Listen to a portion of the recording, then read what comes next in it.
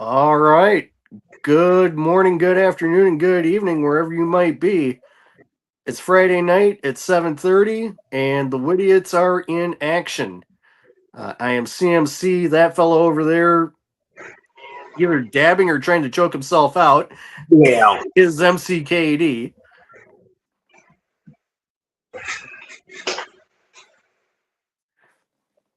So, yeah, I suppose hit him with your shout-outs there, boss. Well, shout outs to my mother.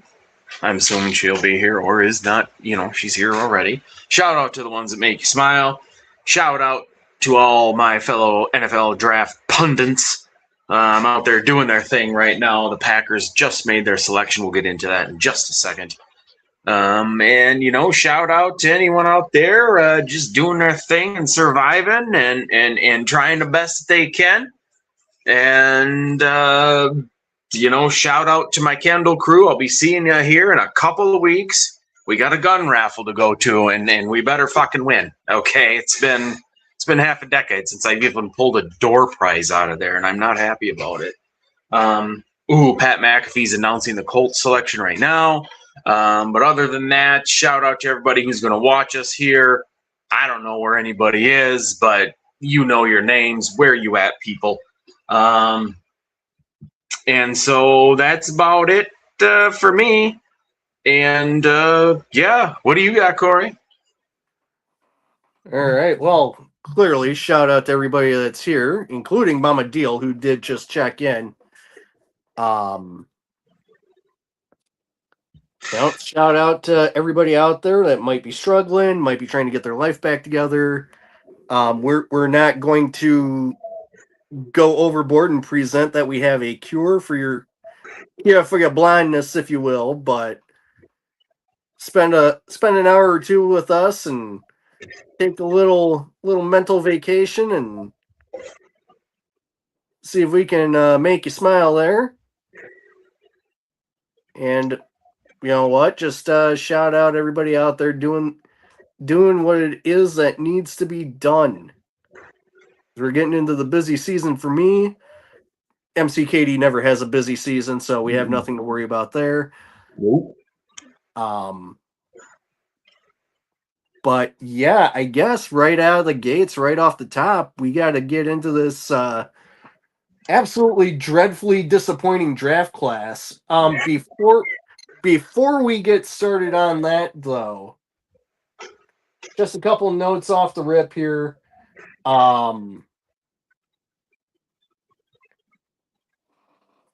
No Florida man versus Midwest guy this week. Just nothing really jumped out to me.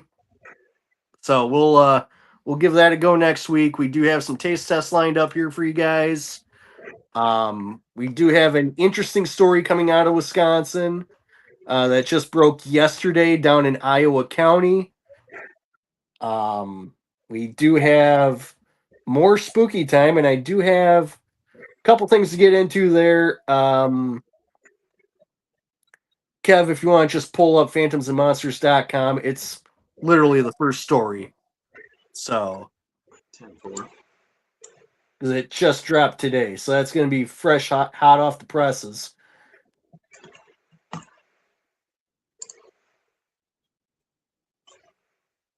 Then, wow.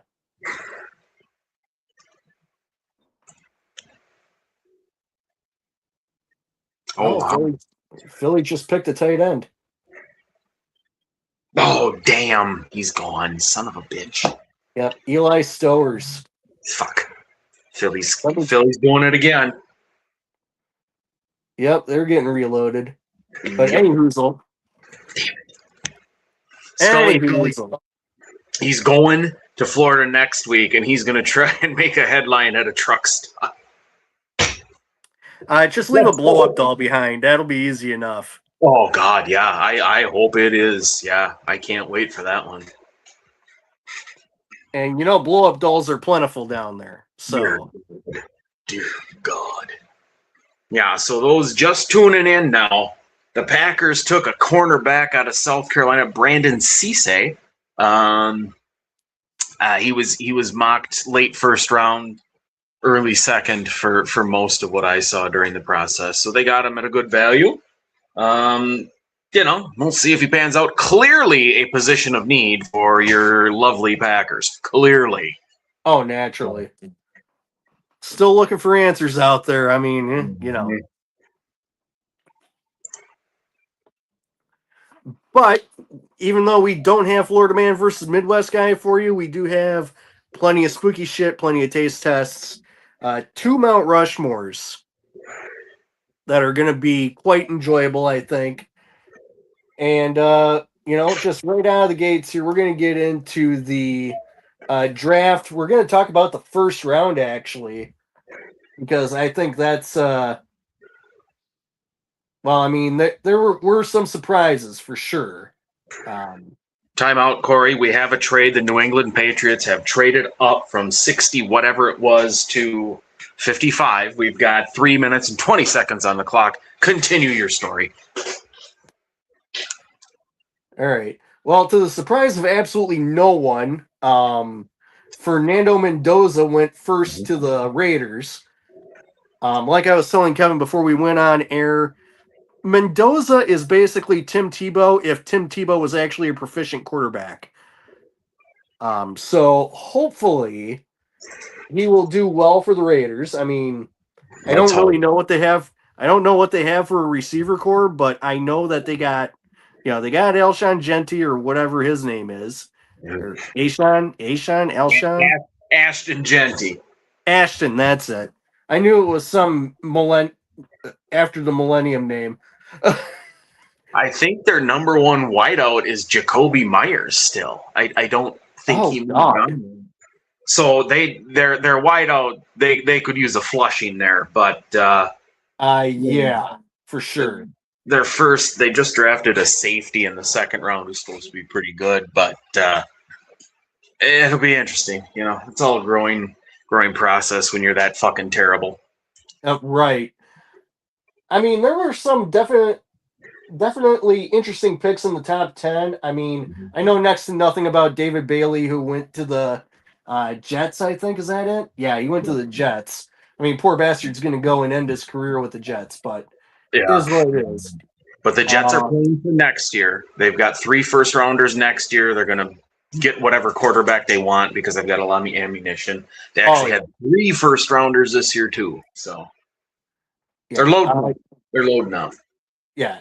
Jeremiah Love from Notre Dame, the running back, went to Arizona. I think he's going to be a good compliment to James Conner, especially as Conner gets toward the end of his career there. I don't get that one. That's a bad team. That's a bad franchise making a bad pick. They're completely in rebuild, and they drafted a fucking running back at 3rd overall.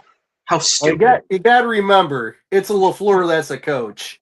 Yes, it is. And LaFleur's come from the McVay system, and they all believe in a running back. So honestly, I'm not mad at it. That's terrible. Oh, sure. The Patriots pick was in, and then goddamn cocksucking ESPN fucking takes it all away. Fuck them assholes. Yeah, already fired up tonight. Scully hit it. The Rams picking fucking quarterback that ain't going to even play for 3 years. Jesus Christ. That's fucking stupid. Well, I was getting there, but we also had some other fairly interesting picks in the top 10 here that I wanted to touch on before we got there. Carnell Tate from Ohio State. Going to Tennessee. I think that's fairly interesting. Yeah. But Cam Ward finally has a weapon, so, Well, yeah, and Calvin Ridley can fucking go die off in the sunset. Yeah. Sonny Styles continuing the great tradition of Ohio State linebackers. Yes. Hopefully he only drives with 1 foot, unlike AJ Hawk. True. But he's going to the Commanders, so Dan Quinn will know what to do with him. Yeah. Let's see what else we got going on here. Let's go down to number 13 where the Rams traded up to get Ty Simpson out of Alabama. Really weird pick. Allegedly, according to source, Stafford was aware of this. Yes. But the head coach didn't look like he was. Yeah, exactly. That that's kind of befuddling, but Yeah. Stafford's probably got about 2 or 3 good years left in him, and then Simpson will probably jump in. I think. Oh, here we go, Corey. The Simpson will be Patriots better. pick is in. Who's pick? Oh, they got him. They got him. They got him. There we go. There we go. Gabe Yakus from Illinois. Apparently, he's a freakazoid athlete coming off the edge. It's exactly what we needed. Oh, yeah. Exactly what we needed. Everybody talk like that's the guy we got to get mid-second round. We moved up for him. Here we go, folks. Yeah, he definitely made for a bad day in the backfield for Wisconsin. So there we go. There we go. Yeah, that's a good pick. Oh, they didn't even block him on that one, and he was playing the Badgers. Yeah. Yeah, nobody could get a read on him. It was terrible. There we go. So, yeah, Ty Simpson's got to wait like 3 years before he's ready to go, but I think he'll be better than Stetson Bennett, so whatever. Yeah, he's got to get out of the asylum for more than a month at a time, but to each their own. Poor Stetson. Yeah, and I'm not seeing much else that's like really out there or a reach in the rest of the first round, although Philadelphia did jump up to 20 to snatch Makai Lemon from the Steelers who were ready to pick him. They were on the phone with him. Yeah. They were on the phone with him, and Philly traded right ahead of them. Yeah, that was insane. That was awesome. Yeah, I mean, nothing else the rest of the way out towards the end of the first round really stood out outside of the backup running back from Notre Dame going 32 to the Seahawks. Yeah, but that was on a lot of mocks because he was the second best running back, and they had a big need there. So, well, yeah, they did just let their main guy go to Kansas City, so I get that. Oh, Scully says last year Kyle Williams was a better reaction. Hey, fact, and look how Kyle did this first year.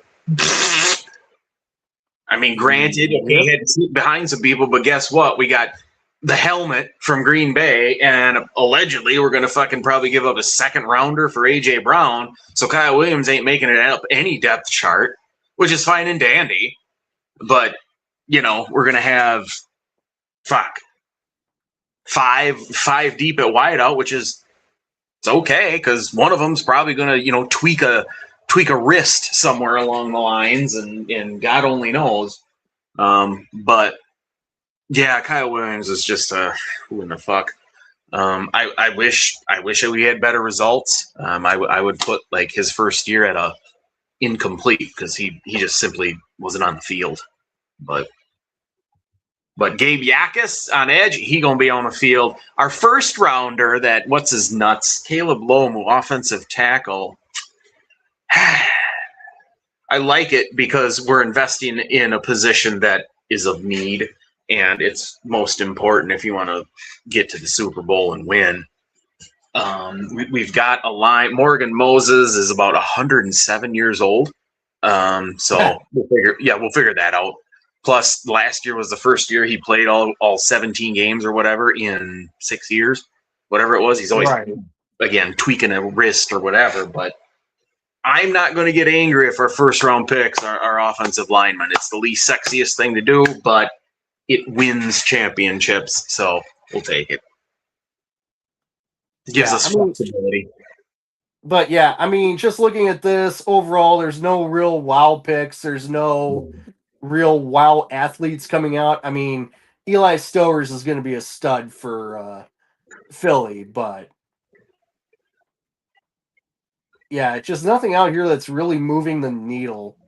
No. Scully says, just remember the Bears traded away what they did for Mitch Trubisky to move up one spot or whatever the fuck it was. Yeah, it's brutal. It's tough on that one. But they're up right now, and they took that safety out of Oregon, Dylan Thieneman, at 25, and he was supposed to go a little bit before that, so maybe they got a good one there. Who knows? Yeah, the Bears might actually be playing to stick around, which I'm not mad at. I prefer the Bears-Packers rivalry when both teams are actually good. So give it to me. Well, they got. I think they got the coach right. The quarterback. The talent is coming out The as ta- fucking pores. But yeah, the talent's there. He's just got to get calmed down in big situations. 'Cause that's what kind of fucked him in the playoffs. yeah, they The didn't moment win. the moment got too big for him.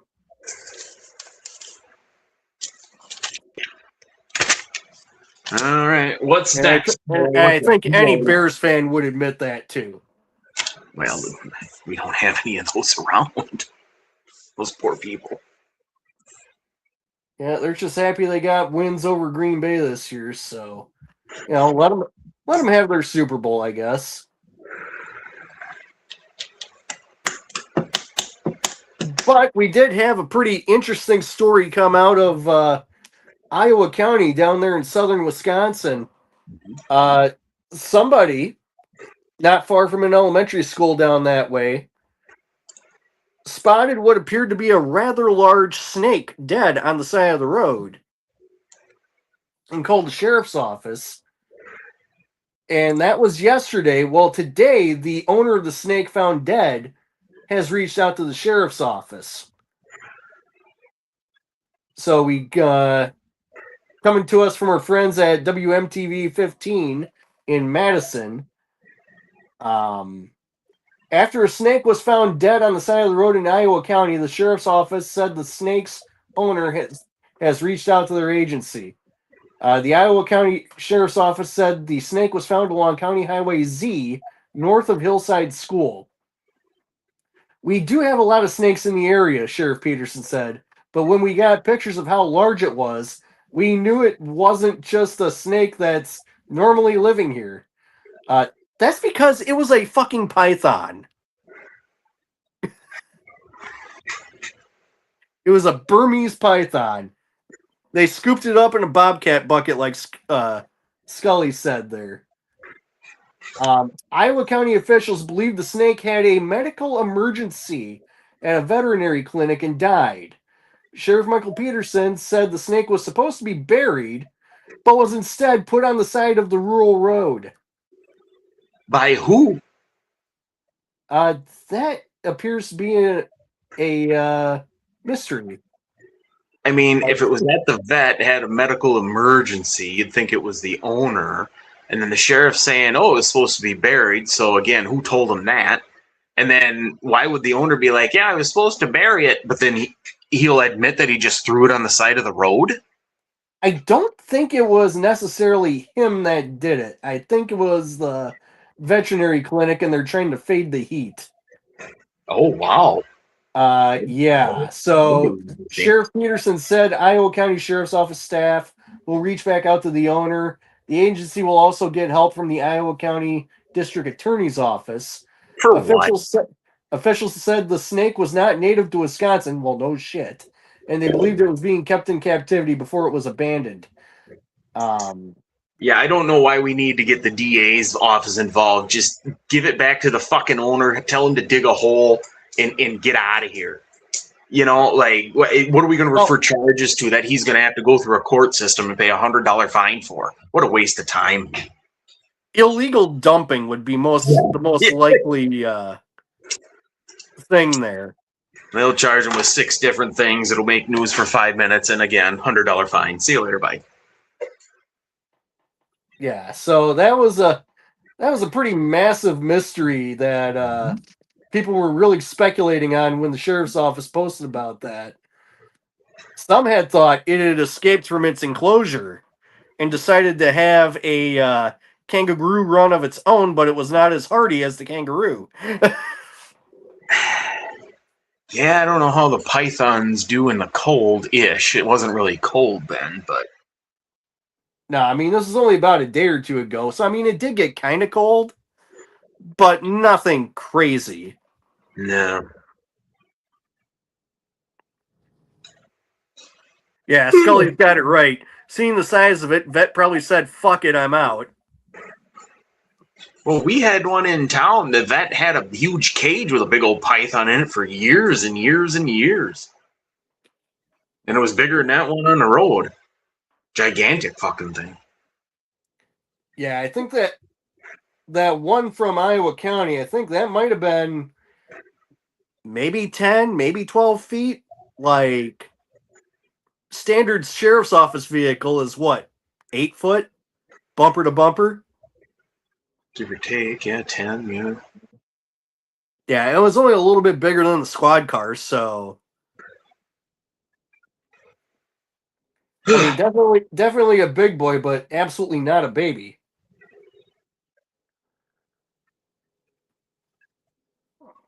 Um, but yeah, let's get into some spooky talk. So before we get into our story that we pulled up from our friends at Phantoms and Monsters this week,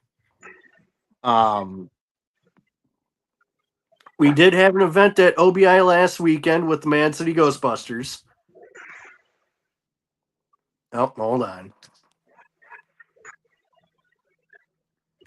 You're not wrong there, Skullman.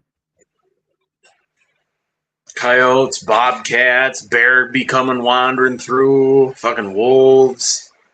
I mean, anything. Fucking vultures. Shit, they'll take care of that. Oh yeah, vultures would have that done up in about 2 days. It'd stink to high heaven, but they'd have it done in about 2 days. Raccoons, you name it. You name it. Oh, 100%. So anyway, as I was saying, so we had an event at OBI last weekend with Mad City Ghostbusters. Went up and down all 3 levels of the building for investigation. The people that paid to come in and investigate with us had a lot of fun and actually got very involved. Got a chance to play some blackjack down in the basement with a few of the spirits. And I was dealing, and for the entire half hour we were playing cards with the spirits, they were roasting, the ghosts were mercilessly roasting me for my shitty shuffling. I will try to rip the video that I got from Gail on that, and I'll post it on the Widiots page. But they were very interactive and playing along. Activity all 3 levels all night long. But the craziest thing that happened was that after everybody left, so all that was left in the building was myself, Scotty Rourke, the medium, Gail, who's also with the Mad City Ghostbusters, Shelly, and then our bartender, Andrea. Scotty and I were in the back gangster bar area. And at the same time, we spotted the same exact thing. We both saw a disembodied arm go like this in the corner of the room. And we both looked at each other, and I'm like, well, you're the medium. You tell me who it is. He's like, I'm just glad you saw it too. Where was that at again? So, when you're going back to go to the bathroom in there, Uh-huh. and then there's those tables back in the corner. Yep. Like just off to your right there. Mm-hmm. That's where it was. Okay. It was right in that corner. Just an arm? Yeah. Like it just flashed up, waved, and then disappeared. What the fuck? Right. It was awesome. Mm-hmm. All I can say about it. It was awesome and it was real. I mean, you had a person who can actually see the spirits being like, yeah, that was cool. Because normally you don't get more than one person seeing a spirit at a time. So that's pretty good stuff there. Wish I would have got it on camera, but alas, I didn't. And speaking of OBI, I must also present this as my duty. There is another event coming up with Mad City Ghostbusters on May 2nd and May 23rd. Both of those are Saturdays. Those are investigations that will encompass all 3 levels. So if you are so inclined, go on Eventbrite and go ahead and get yourself a ticket for that. Also, my duty to point out that we also have the super big time event on June 6th with Nick and Tessa Groff. I know it's going to price a lot of people out, but it's worth it for the money. So it's going to be an all day thing. If you have a ticket, you can be in the bar. It's not going to be an open bar for anybody and everybody. So to just ticketed participants. But anybody that's there is going to have a really good time. I can guarantee it. I think beyond that, let's get into our story here. Because Lon Strickler decided just kind of out of nowhere today to post a story about Devil's Lake right there in your backyard there, Kev. Yeah.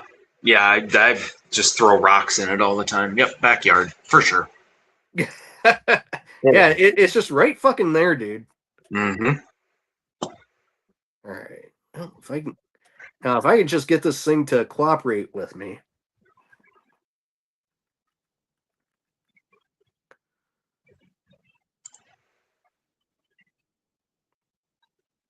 Okay. So, as most people know, this was known as a spiritual lake, a spiritual body of water to the local Native American tribes.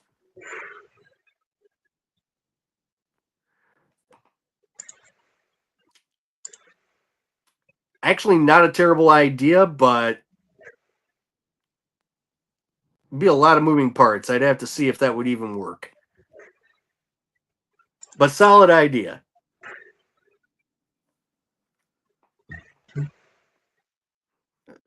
But yeah, for anybody that doesn't know, I mean, Devil's Lake it used to be called Spirit Lake until European settlers came over and thought everything spiritual was the devil.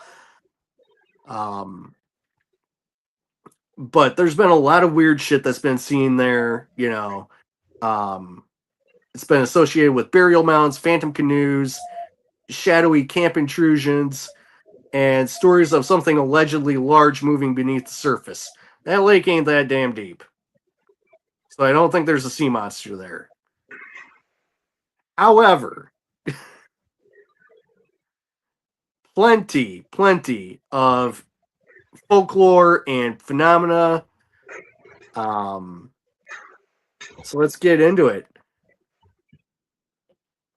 The place of many dead.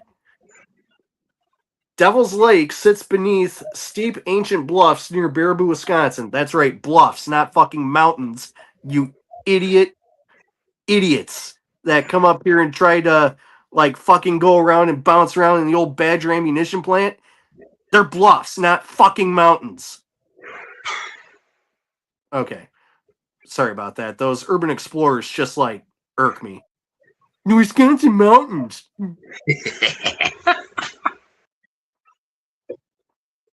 Fuck's sake. Anyway, near Baraboo, Wisconsin, where the land itself seems to hold memory. The lake is visually beautiful, but many visitors have noticed a heaviness to it over the years. It's the kind of place where the rocks, the water, the mists, and the old stories all seem to work together. The area is known for its unusual geological features, including glacial markings, ancient rock formations, and evidence of deep natural history. The surrounding Baraboo Range and the lake basin were shaped by glacial action, leaving Devil's Lake enclosed by dramatic quartzite bluffs and glacial deposits. The Wisconsin DNR notes that Devil's Lake State Park was founded in 1911, while the broader park history includes improbable and remarkable stories tied to the land and lake. Now, before we go any further, did you happen to see recently that they have expanded the land footprint of Devil's Lake State Park by about, I think it was 200 acres? Yeah, I'm unsure of where exactly it was, though. I don't think I ever found out. Or they didn't say initially, or something. It was weird, but The impression that I got was that it was kind of building out, excuse me, building out toward the old ammo plant. oh, that way, yeah. Which is a weird fucking thing, anyway. That whole thing is just a clusterfuck. Yeah, I mean there is split ownership all over the place, but Oh god, it's horrific. You couldn't have fucked it up anymore. well, I mean I'm just glad that the Ho Chunks got a hold of a part of it. So They got some. I mean, it's just the way it.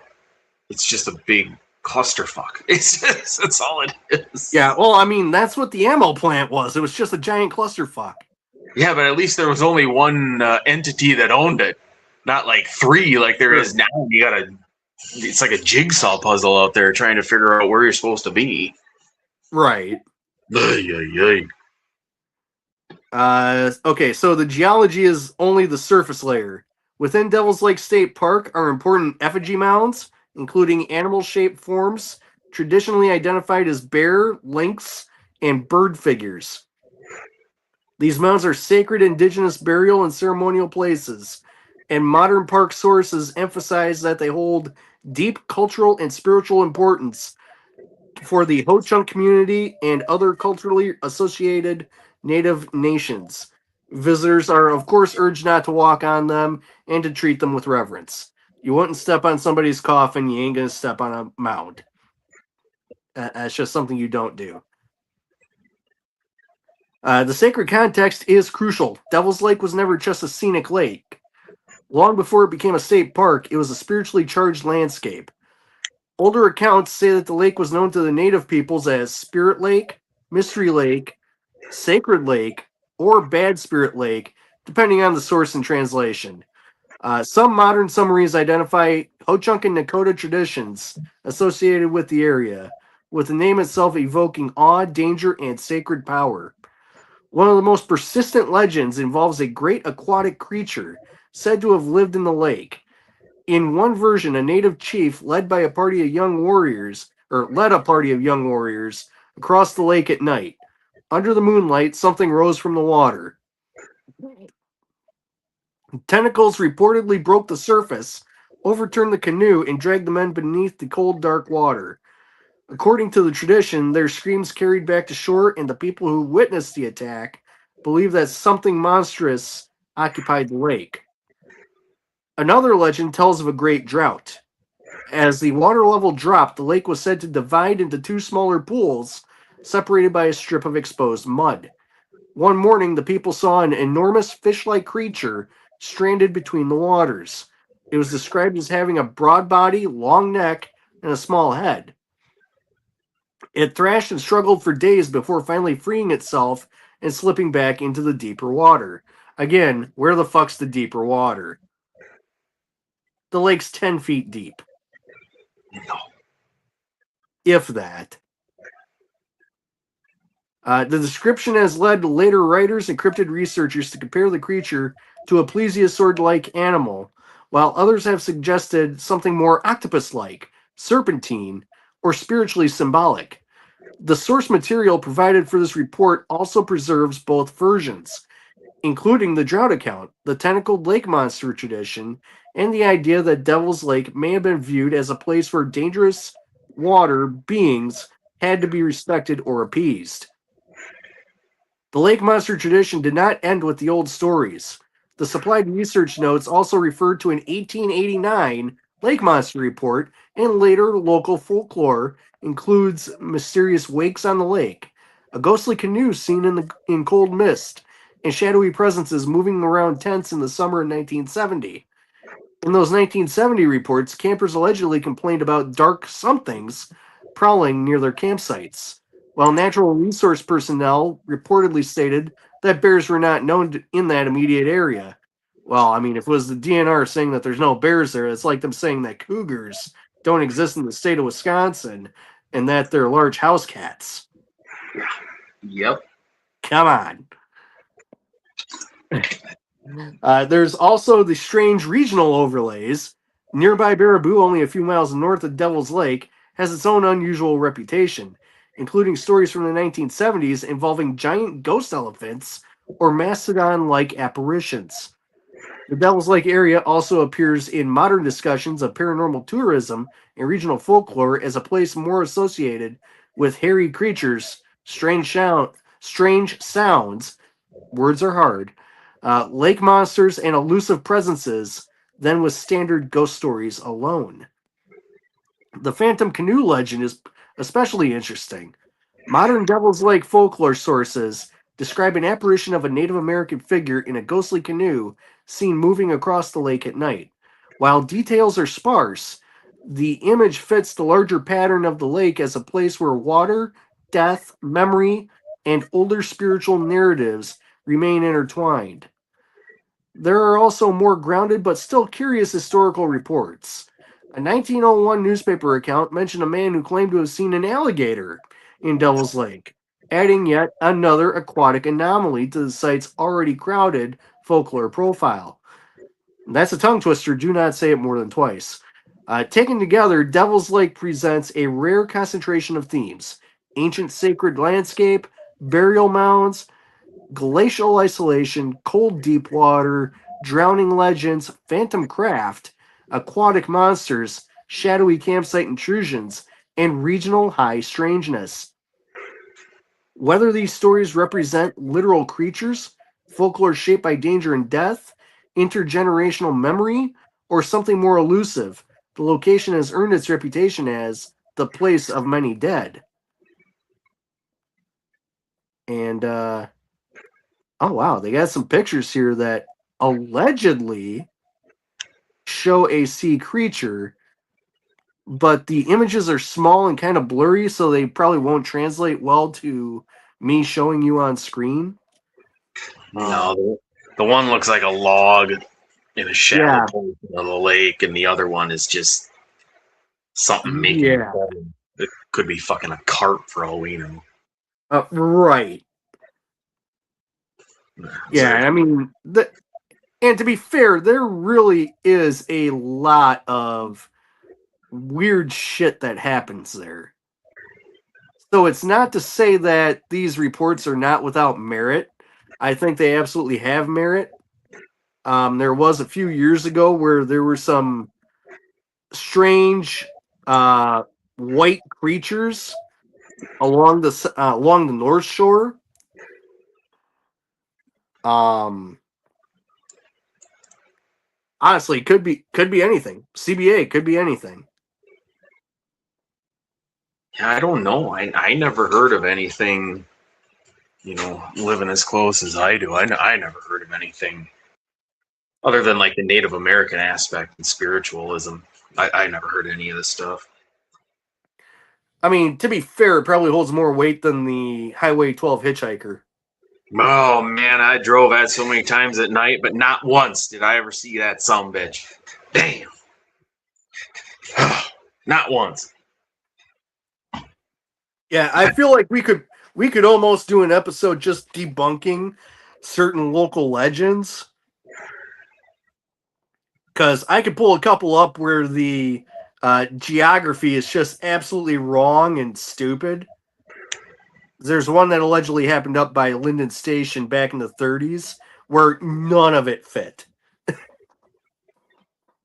Linden. I mean, enough weird shit happens in Linden as it is. Speaking of Linden Station, did you hear that Beagles is back in operation? Oh no. What's its name though? Beagles. Oh I goodness. think it's people related to the original owners. Okay. Not the dude that blew it up because he decided to smoke meth in the middle of the night. Not that guy. I mean, it's same location on the corner there. Oh yeah, Oh man. Let's yeah. go. So they must have got it fully repaired because there were people working on it months ago. Ooh, Hoot Owl Valley Road. Ran into a carload of ghost hunters looking for a witch on the one bridge on it.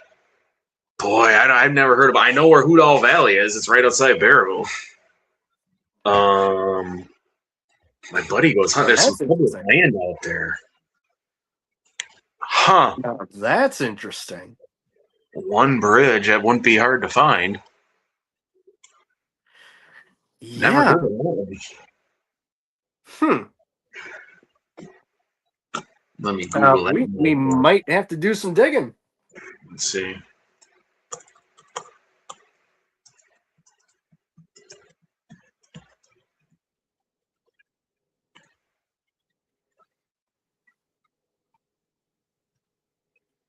Oh, wow. Okay, so this is AI telling me. The Hoot Owl Valley ghost story near Baraboo, a haunted remote area, often features a desolate well, ghostly whispers, and strange noises. Tapping sounds on their cars, and freezing temperatures, with some suggesting the area was meant to scare people away. It doesn't really. Okay, so it doesn't say anything about a witch on it, but plenty of Yeah, other there's nothing specific in this AI shit. While not as famously documented in local books as the Highway 12 Hitchhiker or the OBI, Hoot shit. Owl Valley is a piece of local, whispered, and frequently inebriated teenage lore, sometimes referred to as a spot to test one's courage. Fair enough. I never Uh, I never heard of that one. Scully says, best status check ever. 10-2. I'm out with ghost hunters. Yeah. Yeah. Yeah, no, it doesn't really say anything about Hoot Owl Valley. Huh. All right. I'll have to drive down there sometime if I remember it, because shit, I know right where fucking Hoot Owl Valley is. Oh, no doubt. All right. Well, just kind of looking at what happened in the draft since we kind of went into other parts of the show here. The Bears picked up Logan Jones, a center out of Iowa, so Caleb Williams is getting some extra protection there. A safety from Toledo went to the Browns. Yep, Emmanuel Warren. Yep. Marlon Klein, the tight end from Michigan, went to Houston. Anthony Hill Jr., Texas linebacker, went to Tennessee. Tennessee must have traded up or traded back. That's kind of late in the round for them guys. Max Clare, tight end from Ohio State, went to the Rams. Davison Igbenasson from Ohio State, corner, went to Buffalo. And Harbaugh doing Harbaugh things. The Chargers selected Jake Slaughter, Florida center. Next up is the Super Bowl champs, but that pick hasn't come in yet. So Yeah, we'll Slaughter's supposed to be pretty good. Yeah, and of course it's Jim Harbaugh doing Jim Harbaugh things. Okay, well, let's get into the taste tests because I have 2 items here that are associated with the Midwest's favorite condiments. Oh. Well, I just fucking Google mapped Hoot Owl Valley Road, and I don't see a bridge on that motherfucker. Scully says it's the only bridge, and it's only wide enough for one car. Oh, nice. Is it in the woods?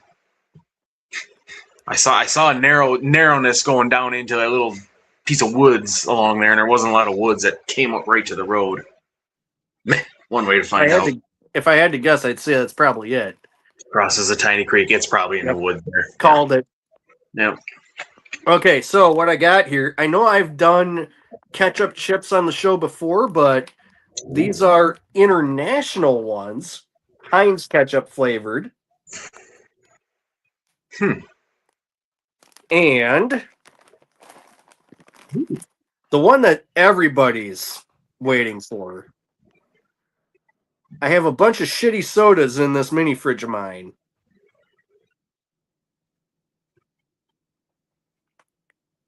We're going ranching, boys. Oh, you are not going to like that one. Oh. Oh. Oh, fuck. Well, I'm going to grab my bottle opener here real quick if figure out where my cleaning lady stuck it. That's gonna be man, I don't even know which one you want to do first because they're both gonna leave a fucking horrible taste in your mouth. Maybe the ketchup one won't, but oh. I mean, mayo would have been fucking close, Scully, but I didn't see a mayo soda. Yeah, I've never seen a mayo, so I've seen butter, bacon, ranch. Peanut butter. The one, yeah, peanut butter. The one I got coming up maybe next week if I remember to get it out of the fridge. Oh, all right. I've got two. I don't even want to tell you what the second one is until we get there because I think it could be fucking disgusting. Fair enough. Oh, before we get into that, last pick of the second round, Bud Clark from TCU, a safety, goes to the Seahawks.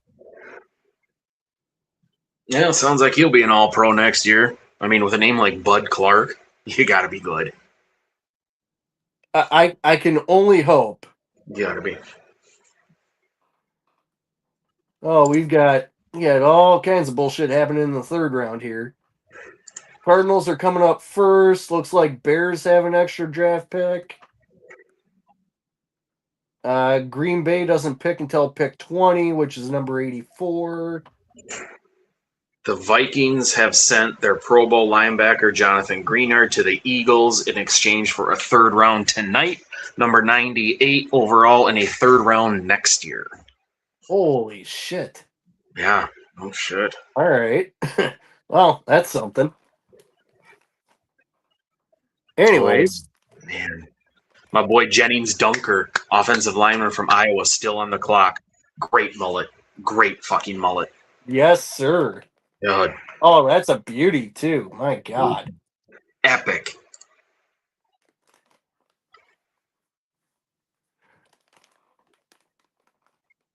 Yeah, the Cardinals, their needs were QB, offensive tackle, edge, safety, and defensive tackle, and they ain't picked a one. Nope. That's bingo. Bingo. Well, they'll address it this time around. It says the best available is at Jermod McCoy. He's a cornerback from Tennessee. He would have been first rounder, but he ripped up his knee last October or whatever. But he's still available. Jeez. Yeah, I don't think he's going till towards the end. Not when he's still recovering from his knee surgery. Because he ain't going to be ready to go until November. No, there's something. He may have to have like another little minor operation or something on it. I don't know what the hell it is. There's something else. Yeah, so he probably ain't even going to play this year. Hey, but if he turns into Darrelle Revis, I'll take him. Right. Who knows? Why don't you go? I've been doing a lot of the yapping tonight, so why don't you go ahead and try your first one there? All right, my first one here is it, and these I got a care package this week from my friend Kim. She usually watches on Facebook, I think, so I don't know if she's there or not. I can't see that. She sent me the next 2 months worth of taste tests. There's everything a man could do. She's a world traveler, so she gets all this shit from God knows where, Bill. But this, it does say product of Thailand. It is potato chips. It appears that that's Lay's. Everything is in a different language, except it does say here, grilled prawn and seafood sauce. Now, okay. I don't have a problem with prawn, basically shrimpish, seafood sauce. I'm good with all of that. So I'm kind of a little bit excited to try these compared to the other ones. So here we go. Again, let's do the sniff test first.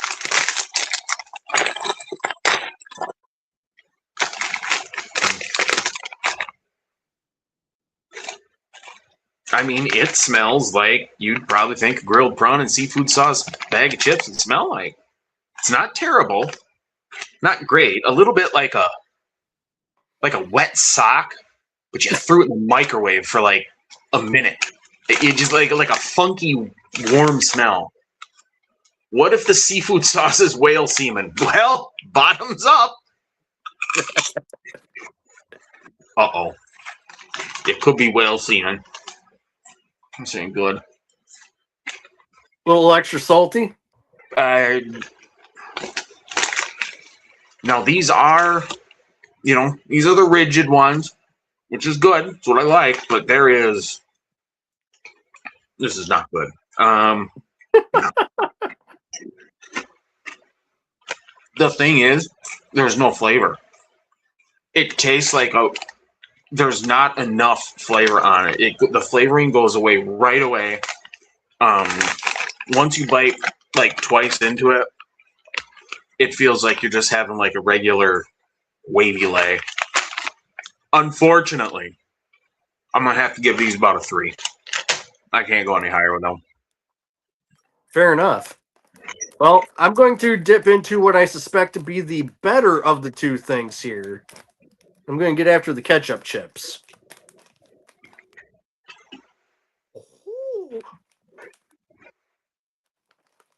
Smells like I opened a can of tomato soup. Oh, God. Oh, fuck no. By the way, Carson Beck just went to the Arizona Cardinals, quarterback. Oh, I see Georgia, that. Miami. Well, best of luck to his career dying. Yeah, he'll be dead by November. I mean, he already sold the soul to go to Miami, so whatever. See if my dog Winchester likes these chips. Go ahead, Corey. All right, we're gonna try these ketchup chips out. Winchester says it's a success.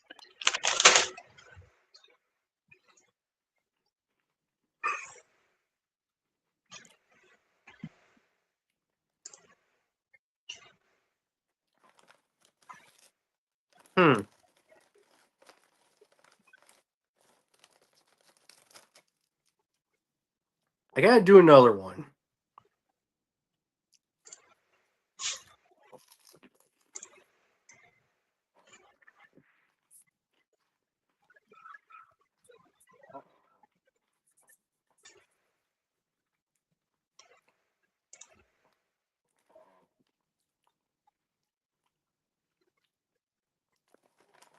Okay, so you know what? These are actually pretty good,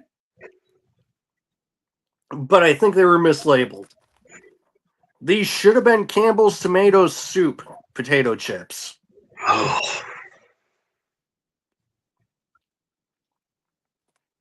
So I can't really call it false advertising because I guess if you just left your Heinz ketchup out like warm, it would probably taste the same.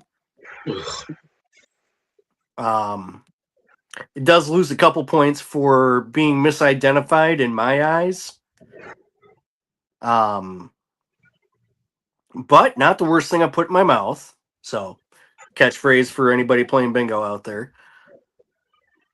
But I'd give it a 5. Okay. If it would have been advertised as Campbell's Tomato Soup potato chips, easy 7. There you go. Sarge is in the house. Said, crunch him up, put him in a grilled cheese sandwich now. Hey, might be on. That's an idea. Yeah. Hey, just get them Quick Trip chips that are ketchup or fucking all dressed up. I'm telling you, those Quick Trip all dressed up. Is the those ones are good. Oh, those are good. Oh man, ranch. So here's what I got. Okay, and again, I looked at them all. I don't remember half of them, but I said this one goes with the flavor over here with the seafood bullshit. Now I have no idea where these are from because it is some sort of. It appears like damn near Arabic type language. There is nothing in terms of like city where it says 100% real seafood snack, crispy baby clam, garlic. Yeah, I saw your fucking head twist, Corey. I don't like it either. This is folks, I don't know. And I can kind of feel it feels like they're almost like crunched up. So I don't know what this is in terms of shape or smell. And well, here we go. Let's go over here then. Oh God. Oh, you know, they're apparently locked like Fort Knox. Oh, are they ever? Here. Oh God. Oh my, it smells like natural gas. I'm not even fucking kidding. It's like you have a gas leak or you walk by something that does. Oh my God. Okay, here we go. Let's see if I can. Okay, so these are just. Oh, gross. Like, God. They're literally just like, try and put it against my head so it shows up or something. It's just like it almost looks like they just deep fried them or something. Like they're super tiny. They're no bigger than a dime. But I will take the biggest one because that's what the people want. Oh, fuck. Well, here we go. Again, it smells like natural gas, folks.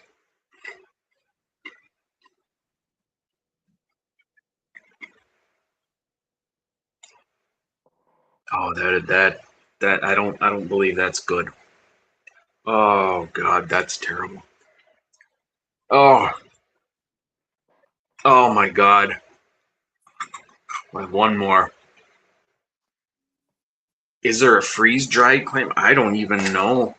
No, those were on the shrimp that I gave Winchester. They are from Thailand. Oh, Kim says they're from Thailand too. I did give Winchester some shrimp today. I got them from Raw Rations here in town. He loved them. Oh, these are awful. These are fucking terrible. These are like a 1. They are awful.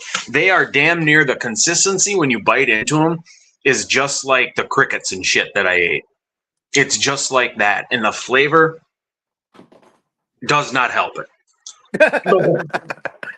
No, those are terrible. All right. Speaking of things that'll be potentially terrible, oh, I better get my boy Clovis down here. So we might have to scream about this, but I got my handy dandy Potosi bottle opener here. I'm gonna crack this ranch soda open. If that's not the whitest line I have ever like put out there in my life, I don't know what is. Tagline on it is "Y'all get your fixins."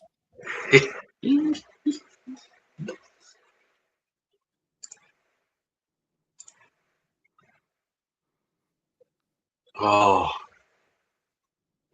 It does not smell great. But as Rikishi once said, I did it for the people. I did it for the Rock. So, fuck, here we go. Here we go. Oh, those were terrible. God damn. Ah, fuck me. I told you. Fuck me. Yes. Yes. Yes. Mama Deal, I purchased it from good old Potosi, the bottle opener. I don't steal things. I pay top dollar because I am a rich human being, allegedly. Outstanding member of the community. We're gonna take one more for the team here. Oh, don't do it. You still got the combo. Oh, I know. Oh God.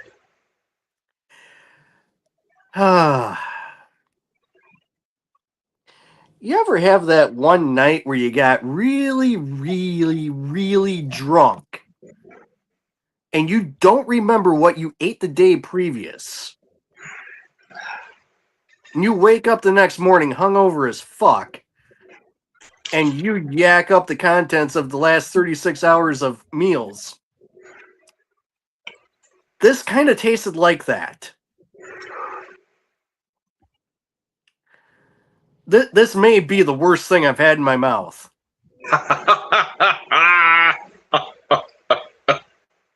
That's a fucking -3. Oh, damn. We got a new one, folks. We got a new leader in the clubhouse. Probably a -10 in the Tokyo Dome. Good God. Oh, damn. All right. All right. Well, I'm going to get ready here because I got the combo and I need a good amount. Hopefully I can find like a big ass potato. Meh, not bigger. All right. So here we go. I'll get my crispy baby clams. Jeez, these people in Thailand eat this shit? Are you kidding me? Oh, God, I got 2 big fucking baby clams, too. Ugh. God, here we go.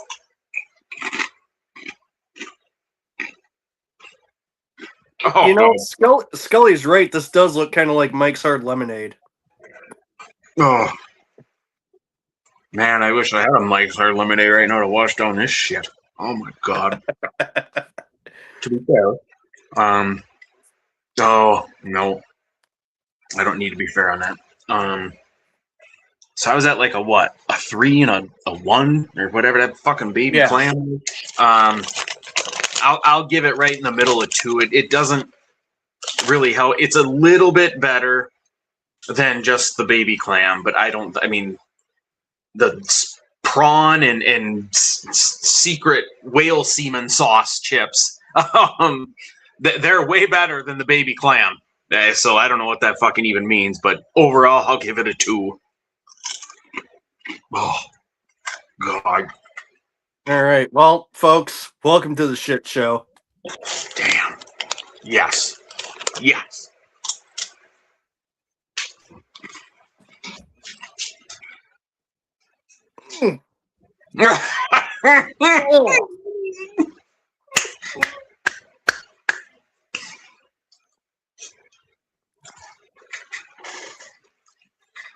Yes. Oh my god.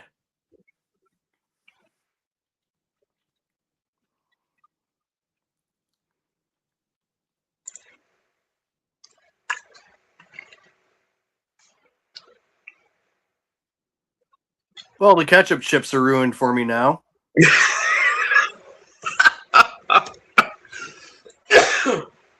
Oh man.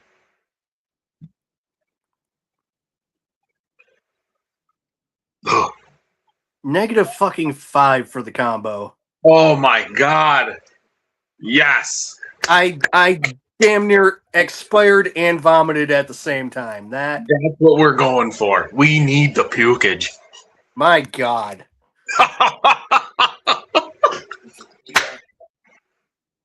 Yes.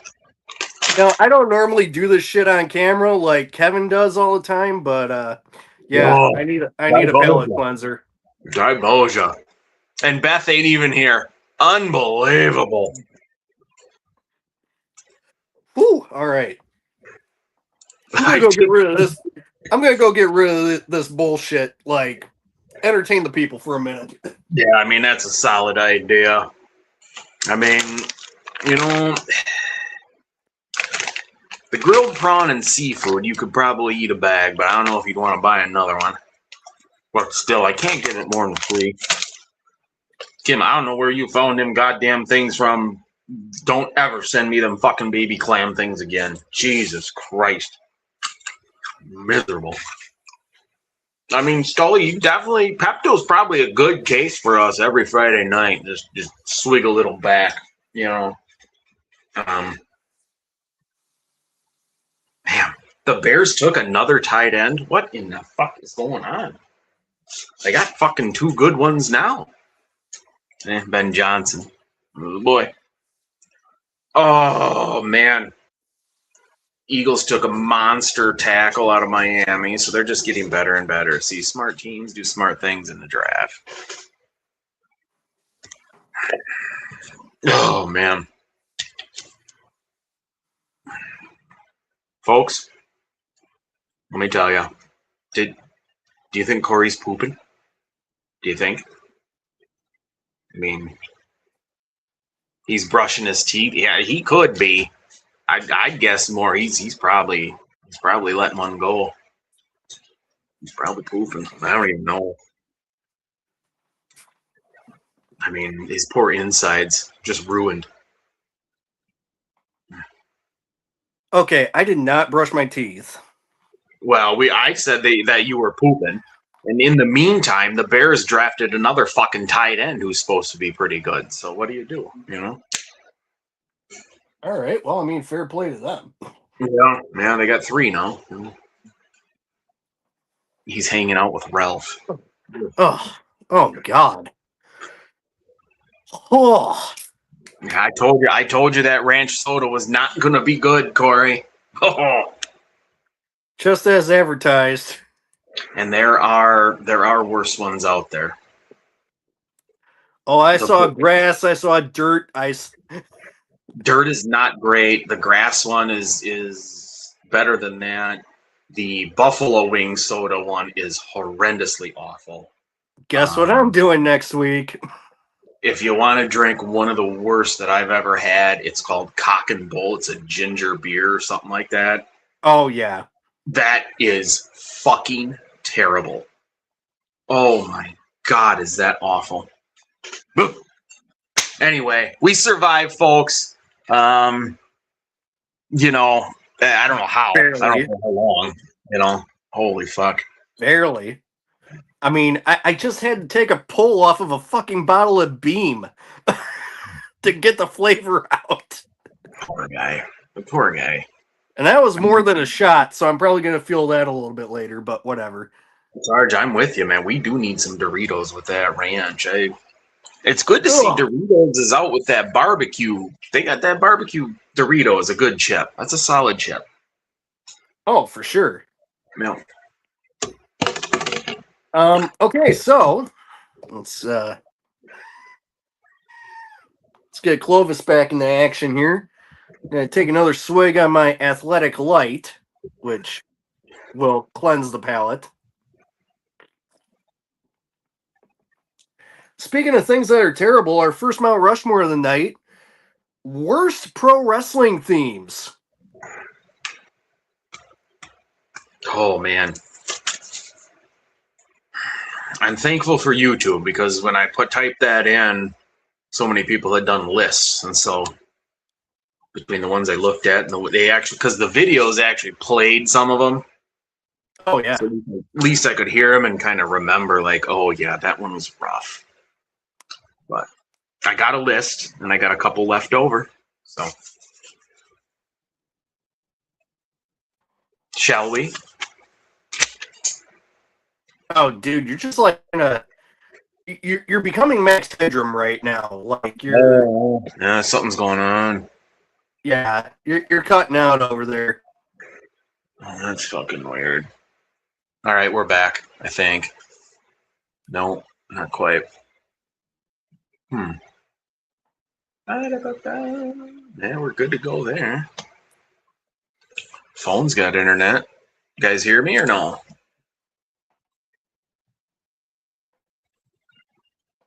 Oh, I can hear you, but you're very pixelated. All right. Are we back? Are we back? Are we back? Are we back? Nah, you're still frozen in position.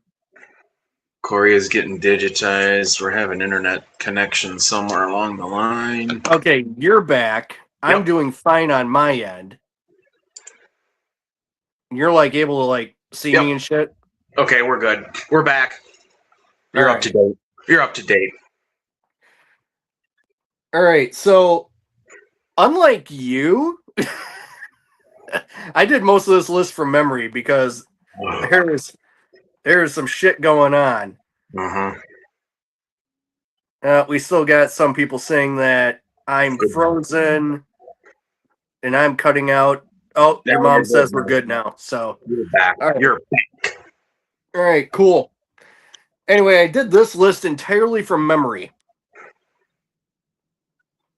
These are not good memories to have, but I'm having them. But my number 4 worst pro wrestling theme of all time is from when Billy Gunn was going on his first solo run. I'm an ass man. Oh, what a great song. Oh god, what a dog shit theme for a really good wrestler. Yeah, that one, that's rough. That's rough. Yeah, not their best. No, I assume it'd be on some list. I didn't mind it, but it was just a bizarre fucking theme song, you know. Like Yeah. I like to lick them, I like to stick them, or a couple of the lines. It's just, it's gross. Yeah. Speaking of gross, my number 4 is a little known, I don't even know what the fuck he was, jobber or whatever back in the day. Some sort of like a plumbing gimmick. Good old T.L. Hopper, which the Oh, is music, that the one that was all like farts and shit? yeah, it was like flushing toilets and shit the whole way down. And it was disturbing. I mean, he had white pants on, the white wife beater that was too tight, and the little brown stains on it with a full-fledged plunger going to the ring. Thankfully, it wasn't long, and he was off TV. But number 4, T.L. Hopper. Yeah, the occupational gimmick era. Yeah. Nothing like it. My number 3, and this one actually hurts me because I really love this guy. And this theme was with him until 1997. Right up until, his Glitter General phase before he turned into the Crow. I'm sorry, but Man Called Sting was not a good theme. Which one? I don't even remember like his surfer theme song. That was just like were there any words to it? Oh yeah. Okay. Like it was a woman singing, the Man Called Sting. Oh god. And God knows what else. It was horrible. Like if they would have just kept it instrumental like everybody else's shit, it probably would have been fine. But I'm not sure if that was a Jimmy Hart creation or not, but it was god awful. Yeah. Oof. Man, Stinger making the worst list in pro wrestling. Corey, damn it. I mean, to be fair, it's only his music and not like a gimmick of his. So, and my number 3 is related to Sting because he announced this man to the world. Oh no! And it is oh no! It is the man himself, and for those who are as deeply vested in the pro wrestling lore as Corey and Dora at 11, if he's listening, this is the man they call the Shockmaster. Oh, now, God. this is after the Shockmaster with the helmet and the cape. He more or less came out to like, I don't even know, like just normal clothes with a hat on or something. But his theme was this twangy country music. I don't even think there were words. It was just twangy music. And poor Uncle Fred. Yeah. And there was a clip with Shivani and Ventura. They were announcing whatever taping it was, and he was coming down to that music. And they were both saying like, "This is the worst music you could ever have." So, my number 3, my boy, the Shockmaster. Oh boy. Well, I mean, I would say it can't get any worse than that, but of course it can because we have 2 more to go for each of us. This next one, again, is a guy I absolutely adore out of the ring, in the ring. But his first theme with this particular gimmick was just absolute dog shit. When Kevin Nash first came over to WWE, or WWF at the time, and was first introduced as Diesel, his first theme was not that cool, like, beginning of Roseanne sounding music where it was just like the bluesy guitar and shit. No, it was the sound of a truck's air horn going off repeatedly. That was the theme he had when he won the WWF title off of Bob Backlund in 8 seconds. Oh, good old Bob. So yeah, number 2, the original Diesel theme. Yeah, that one was rough. But I'm gonna give you one rougher, Corey. All right, hit me with it. I forgot about this theme. But and again, I don't want to put this guy on any list because he's up there, and he's one half, and that's Buff the Stuff of the American Males.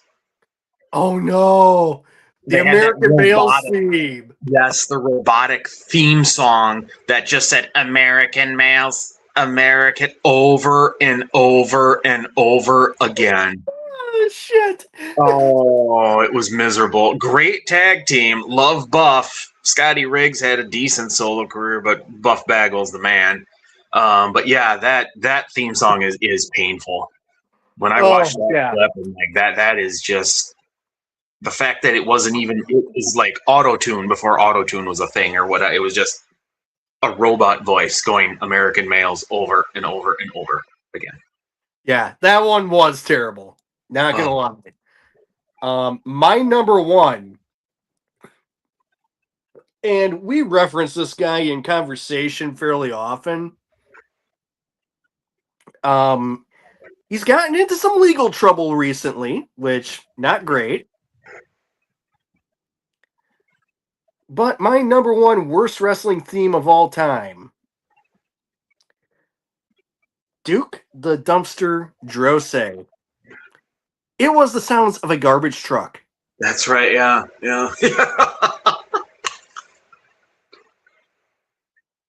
Yes. I mean, no music, just beep, beep. Yeah. Oh, poor Duke. I don't know. He got caught with some pretty gnarly shit, so I'm not What poor did he? Duke in anything. What was he caught with? I don't even know. I can't remember. Probably something I cannot say on air, but needless to say, it involved kids. Oh boy. Yeah. Oh, boy. If I remember correctly, that's what it was. Oh boy. Hang on, I'm gonna. Yeah, I was gonna say I'm gonna Google that right now, but I'm pretty sure that's what it was. He's a special education teacher, or was? Oh, here we go. Oh, yeah, all that blah blah. Yeah. Here we go. Let's see. Here's the new one. Cryptocurrency. Oh dear. Yeah, well, there's also Jesus. an alleged attempt to attain certain materials. Yeah, I if saw you that will. one. Yeah. Jeez. Yeah. Not great. Yeah, I don't think he's gonna be a teacher or a wrestler anymore anytime soon. Yeah, no, and his theme song right now would be the sound of Wile E. Coyote falling to his death. I mean, that's true. That's true. That is true. What is your number one, my friend? Number one. We need to pull the nose up now. Yeah. Number one. I mean, this is a group, and it's not even music. It's so god awfully annoying. I don't even know what they were trying to do. I guess it worked well for this group because he hated the group, and it's Right to Censor. And it was just an obnoxious fucking over and fucking over and over again. Like, business wise, it worked fucking fantastically. Again, you hated the group. Their music made you hate them fucking more.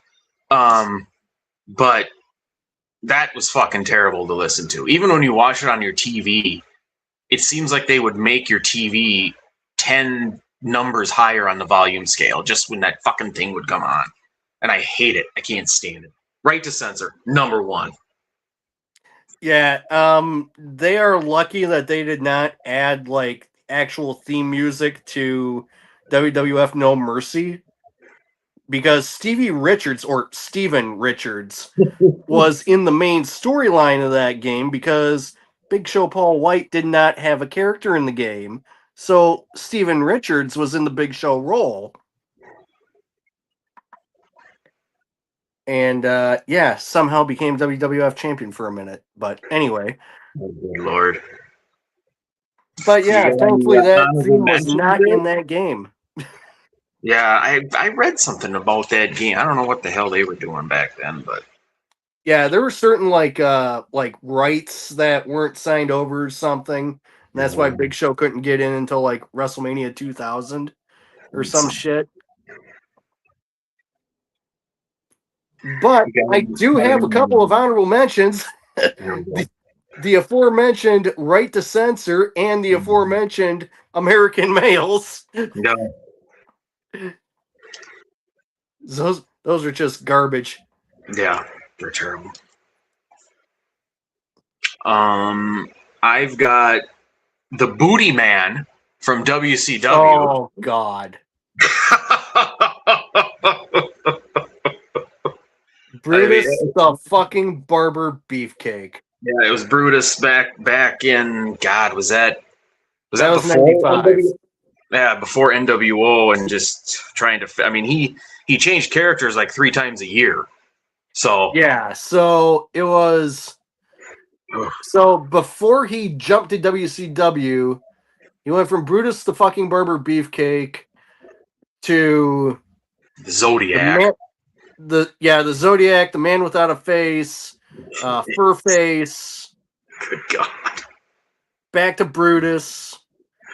And that was all during the parasailing accident. Yeah. Then when he came over to WCW, he was first the Butcher and got immediately put into the worst Starrcade main event in history. Jesus. Then he became the Booty Man. Then the Zodiac came in WCW. It was bad. It was awful, and all them gimmicks were fucking terrible. Yeah, the only one that really worked for him in WCW was the Disciple. Yeah, because he didn't have to do anything. He was allowed to win a few matches. His finish was the Stunner. Yep. Yeah, he didn't have to really do anything. Yeah, I mean, he looked amazing. I mean, with the beard and the long hair, he just totally changed his look. I actually enjoyed Brutus Barber Beefcake when he was the Disciple. Yep. Can't really speak for that any other time in his career, but I could say it then. Bertha Faye, Corey, with Harvey Whippleman. Oh God, yeah, I forgot all about her. It was this very like quasi perverse thing, and it was not great. Are you done? Crepes almighty, he's puking up that potato chip, so that shows you how good that is. Sheesh, bud. I'm right there with you, Winchester. And the only other, I got 2 other ones. Bastion Booger. Oh, yep. Just like, again, it's just this quasi perverse, weird sort of. I mean, it was the whole gimmick music. It fit perfectly, but oh my God, you don't want to listen to the goddamn thing. And the last one, I will say, I don't like it, and that is fucking Goldberg. And for all you Bret Hart fans, Bill Goldberg, okay? It's Goldberg. It's a drum beat. It's stupid. It's a fucking drum beat, and it sucks. Like, does nothing. I hate it. There. That's it. I hate it. So that, I do really have to love how Bret Hart was so petty towards Goldberg that he continually called him by his first name. It was probably some of the best promos he cut in WCW. I think even to this day he still says Bill Goldberg. Yeah. Yeah. Oh, he is petty as fuck. Yeah. I mean, nothing wrong with it, but he is petty as fuck. Mm-hmm. I mean, I don't know. His sister might be suing him for libel at some point, but or slander or some shit, but who the hell knows? Unreal. What do we got next? All right. Well, we have one more Mount Rushmore for you guys. Best NFL decades. And I mean, use whatever metric you want with it.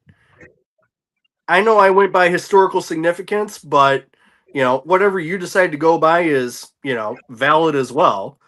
Because all the shit's subjective anyway, but. Mm-hmm. All right. What do you got? Or you want me to go? Who went first? Did you go first last time? I have no idea. No, I think you went second last time. Why don't you go first? All right. So my number 4, I'm going to put what we're in now, 2020s. I think the game's growing. I don't like the, for lack of a better term, pussification of it all with the fucking, quarterback flags every fucking 5 seconds. Personal foul shit. That's crazy to me. Jesus Christ. It's a game where people hit each other very violently. I think it's just silly. But the 2020s, which of course was, we got a little bit of Tom Brady in there, winning one. So that is awesome. But I think the draft is getting bigger and bigger every year. They said they had 320,000 people there, fucking Thursday night for round one. It'll get bigger and bigger, and I think in terms of like growing and making money, the game's never been better. I hate the commissioner. I hate the way they have dulled everything, and again, everything's like a flag, and the way they police stuff with the players, I think, is a little bit very strange, because they'll deal with one case and they'll do it right away, and then if there's another case, they'll wait and do this and that. There's no consistency to it. But I think we're living in a great time right now for football. So 2020 will be my number 4.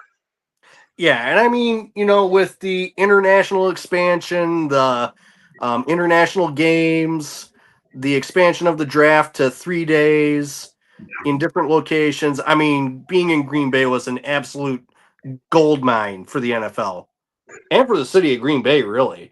Mm-hmm. Mm-hmm. The international stuff I can do without. I know that's what they want, but like, jeepers Cripes, to put a team in, let's say, London, that logistically, holy fuck, it's a whole different world. And then like some of these cities that they're going in, they're not even safe. Rio de Janeiro, not really safe. Mexico City, who knows?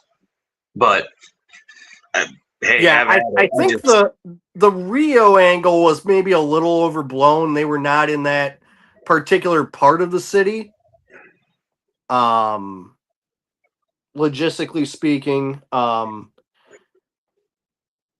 oddly enough, Mexico City might be the safest place to be in Mexico outside of Puerto Vallarta, if we're going to be completely honest.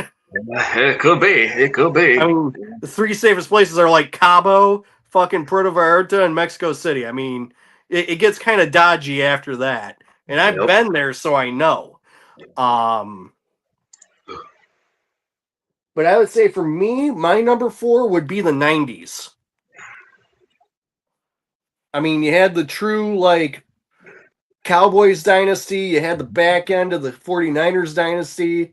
The Packers got back on top. The reach of the league was expanding with the expansion teams, because we got the Panthers, we got the Jaguars.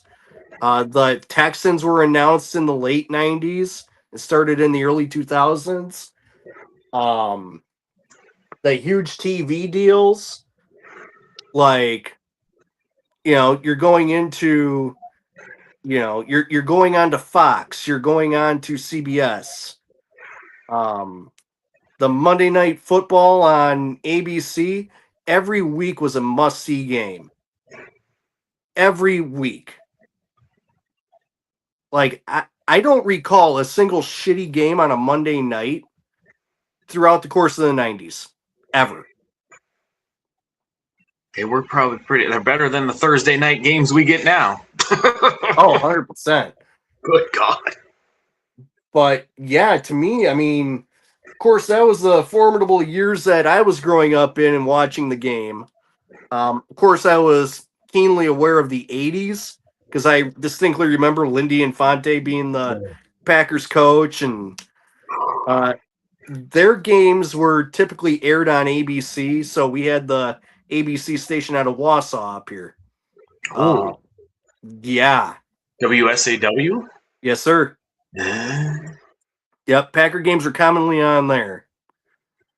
So I think, if I remember right, ABC did have rights to like the NFC or some shit in the 90s, but that's when everything kind of or in the 80s, and then everything kind of shifted after that.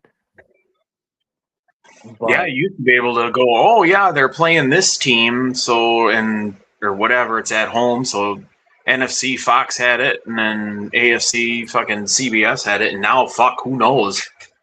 right. Amazon Prime, fucking Netflix, who the hell knows? Oh shit! It looks like the Packers made a trade. They did. Uh, They did. Yeah, Somebody. they just picked Chris McClellan, the defensive tackle from Missouri. Okay, unfamiliar, but position of need. Yeah, who the hell did they trade with? As I scrolled down and I looked at their previous position, and I think possibly they traded out with Tampa Bay.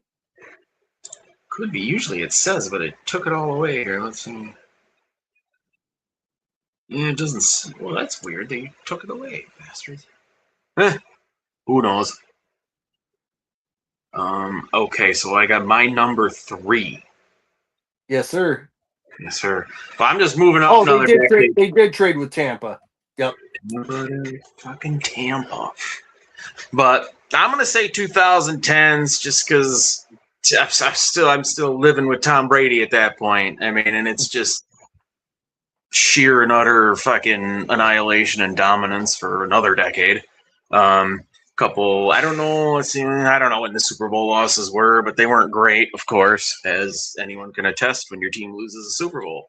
But just actually like having a good team to root for, and they're really good. But 2010, same thing, kind of like with the 20s and everything. The games expanded a lot.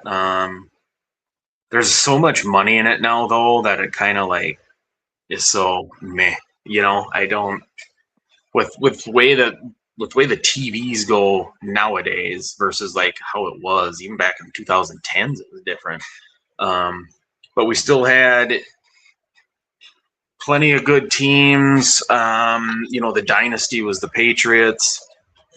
The Packers got theirs. Steelers won a couple. Yeah, Big Ben. Yeah. And Peyton Manning and the Colts, you know, they were always in there too. But you know, 2010s just because, you know, fuck Sundays. What else are you gonna do? Watch the football. Number 3. Yep. My number 3 is also the 2010s. You know, there's the Pats dynasty, top tier offenses all over the board. Worldwide expansion was beginning, essentially. So yeah, this will be the only time I stay in the modern times the rest of the way out. Okay. So what is your number 2? My number 2, 2000s, decade it started it all. Good old Tommy B, Drew Bledsoe getting hit by Mo Lewis. Something crazy happens. We're good for 25 years ish. Well, 22, whatever. That's basically it. And most importantly, we are seeing the continuing dominance of Randy Moss. I don't care. I take him over Jerry Rice any day. The guy was a freak of nature. Don't care about the stats in that category at all. He couldn't do anything. It's unreal. His ability to track the ball, fucking A, man. Woo! Guy was good. Yeah, I mean the only undefeated team in the last, you know, decades, only to fuck it up in the Super Bowl against Eli Manning. But none of the losses were Tommy's fault. 2 of them, his offensive line forgot to do what they do, and the other one, he threw for 500 yards and lost. So Len Dawson. Absolute fucking legend. Absolute legend. Your number 2, Corey. Yes, sir. My number 2. We're going to go way, way, way back. This was a formative decade for the NFL. The NFL was only about 10 years old at this point. We're going back to the 30s. This is when the playoffs came to be. They started playing championship games. It was the early Packers dynasty, so I'm getting a little selfish with this one here. This is the first time they won three titles in a row. It's just that the game was becoming more serious, so people were taking notice in the 30s. And this is going to roll into my number one, but I want to hear your number two first. I already gave you my number two. Oh yeah, your number one then. My number one for me is when I was like teenager, so it's the 90s. 49ers, Cowboys, and I hated the fucking Bills. I wasn't a huge Cowboys fan then. Robert Kraft bought the Patriots in the 90s, so they went from complete and utter dog shit, to being reputable for the last, 35 years, whatever it is. But I was like, I was a kid, and I don't know where they're at, but there's still probably boxes at my mom's house of baseball, football cards, and I had them all back then. Fun to watch. Packers were bad to start, good in the end of that decade. Randy Moss came in late 90s with the Vikings with fucking Randall and Dante, and it's just, I love the old 90s. It was a different time, a different era, of course, and of course you guys had Brett Favre, and that was fun to watch. Oh hell yeah!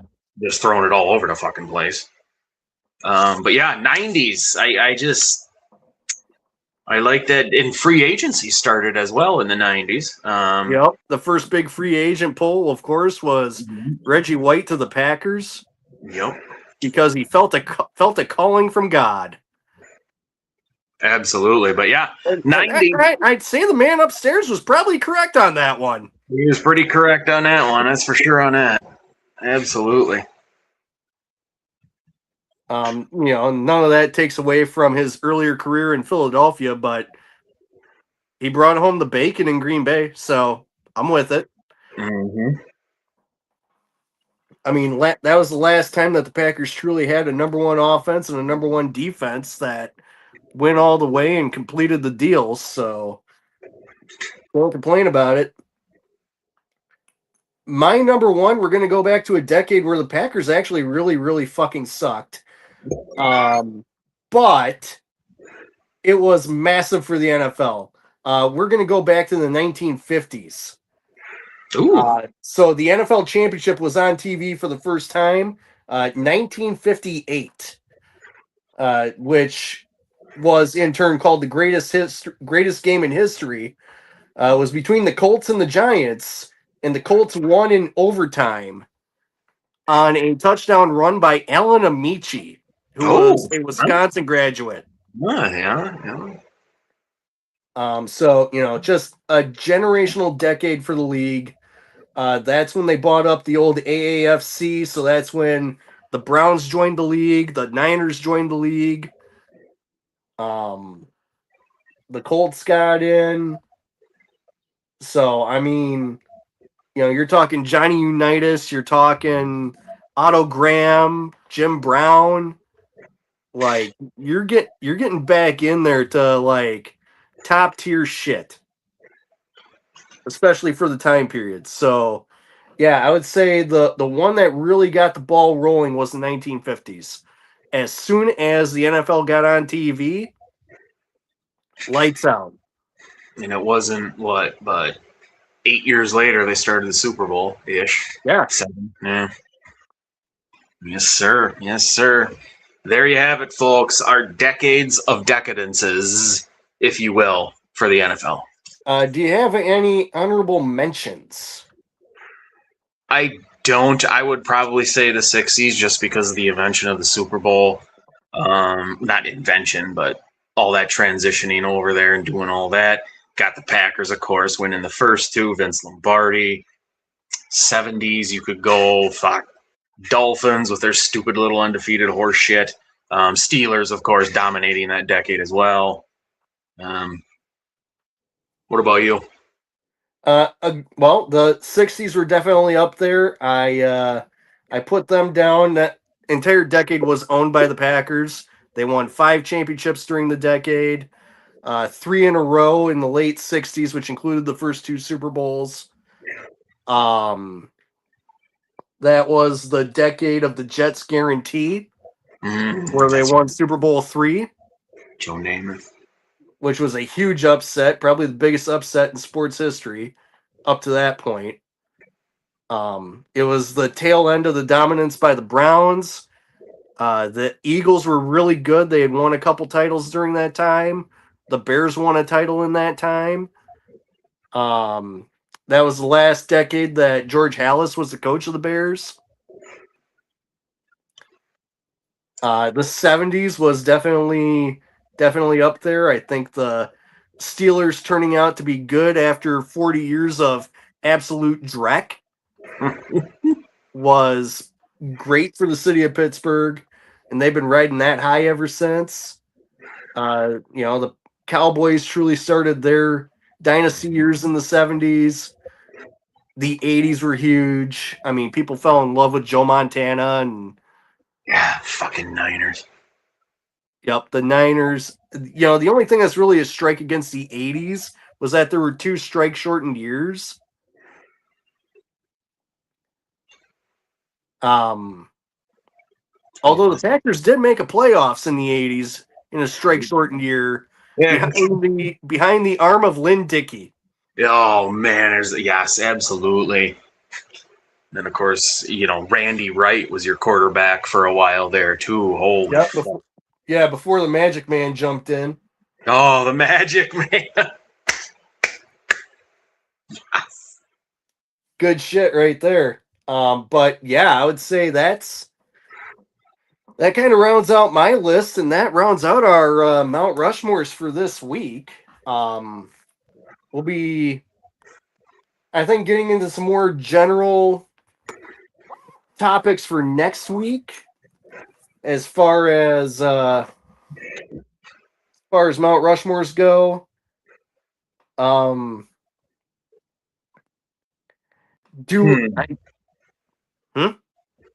Wait.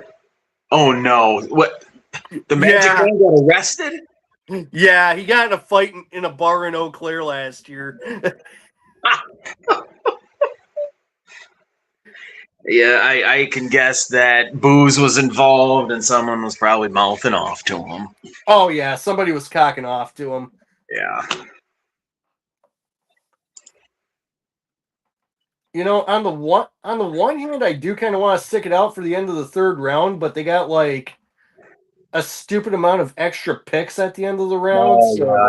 Compensatories. Yeah. Yeah. So I don't think I'm going to hang around for that. Oh dear God, no, plenty to go. Oh fuck. Jesus. Yeah, I mean we can recap the rest of that next week. There ain't nothing there. Man, the Patriots don't even have a pick. That's bullshit. They traded 95. They said 95. All right. Yeah. We got to find out, Mount Rushmores for next week. Maybe we'll put up a poll or something. Yeah, we'll just spitball a couple ideas after we get off air here. I'll throw up a poll right after that. Gonna kick it old school with that. I think we'll find a random paranormal topic there for next week. Oh, shit. Yeah, Scully's got a good idea there. I think we did that, though, didn't we? Man, if Beth were here, she would be able to tell us. She's our historian.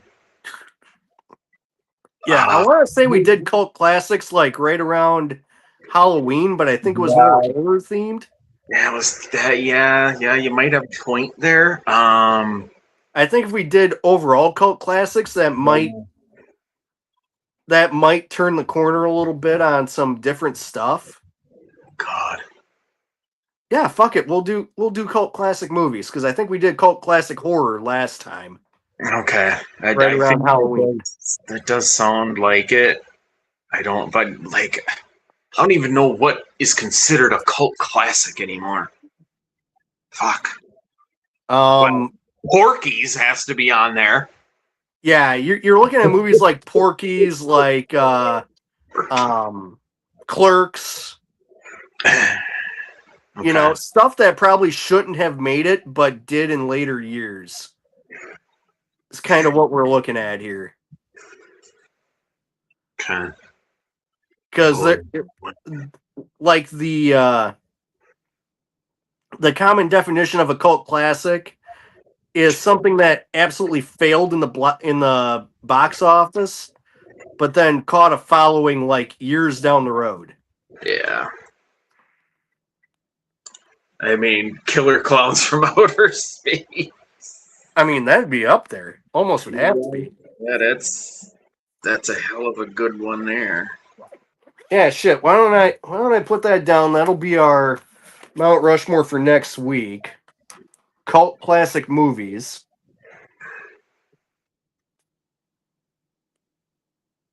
Pulp Fiction, really? Cult classic? Yeah, very few Tarantino movies ever really hit it that big. No, he's a little bit of a weirdo. You think? I mean, if you're gonna put From Dusk to Dawn on, I'm not gonna watch. Well, yeah. Yeah. I mean, Selma Hayek. Hello. Mm-hmm. So let's do cult classic movies next week.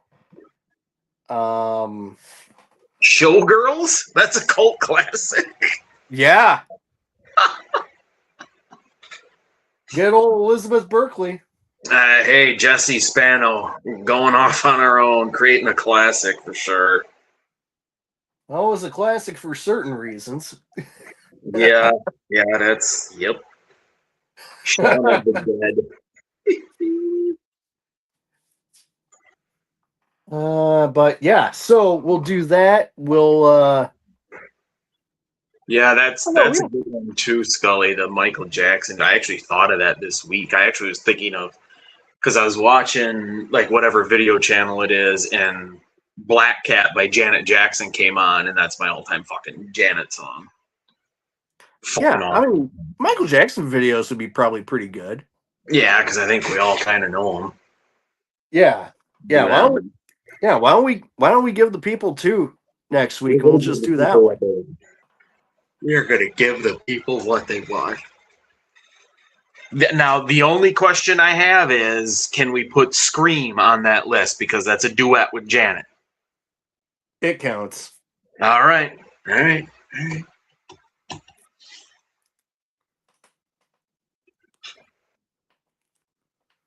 Yeah, I would say that counts. So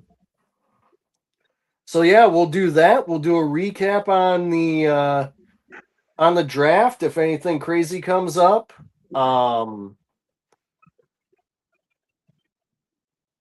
We'll bring back Florida Man versus Midwest Guy. I've got a classic chip that I will be retrying along with the dog shit soda. So we'll see if I can puke again.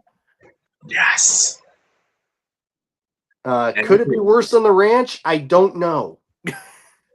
Right. I mean, it depends on which ones you got, but there are some doozies that are worse than ranch. Oh. Yeah, I'm gonna keep that pretty close to the vest, but just know that I don't want to know.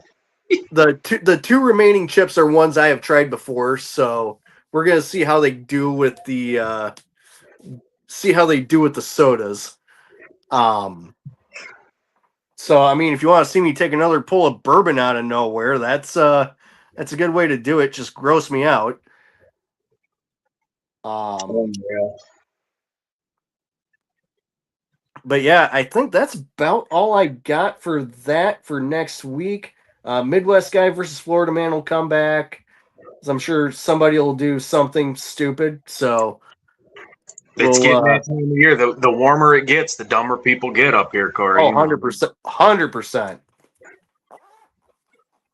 100%. 100%.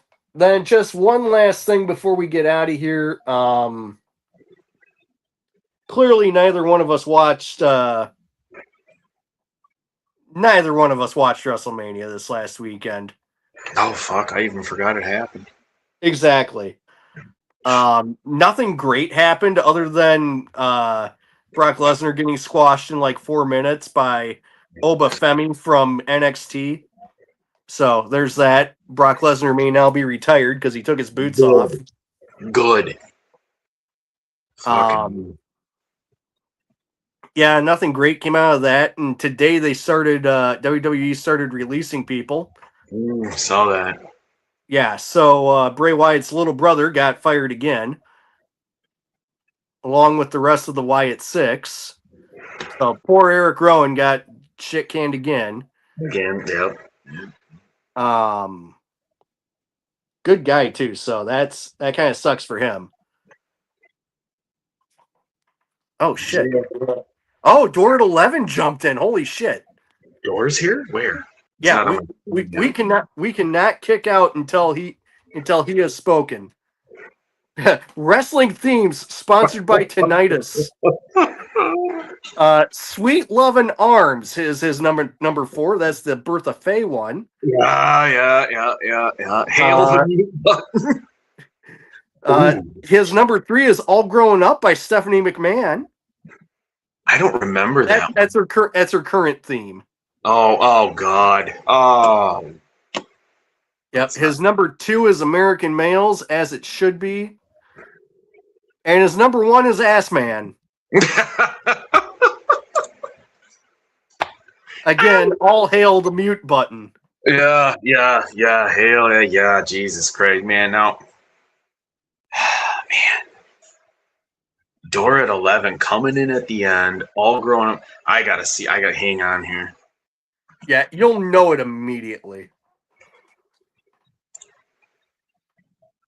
No, apparently there's an all grown up fucking like Rugrats show. Oh, geez, I don't want that. No, just type in Stephanie McMahon theme. Because she started using it, I want to say, like, right around the time of the McMahon-Helmsley regime. So that would have been from 2001 on. Okay. Let's skip that one. No thanks. All right, here we go.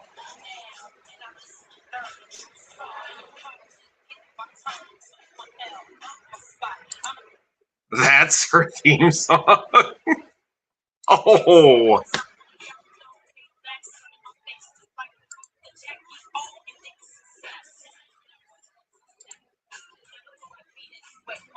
Yeah, that's enough. I don't want to get copyright striked. Yeah, that is terrible. I mean, I don't even care who sings it, but that's brutal. Yeah, well, it's not great. Door at 11 Steps for introducing us to that bullshit. God damn it.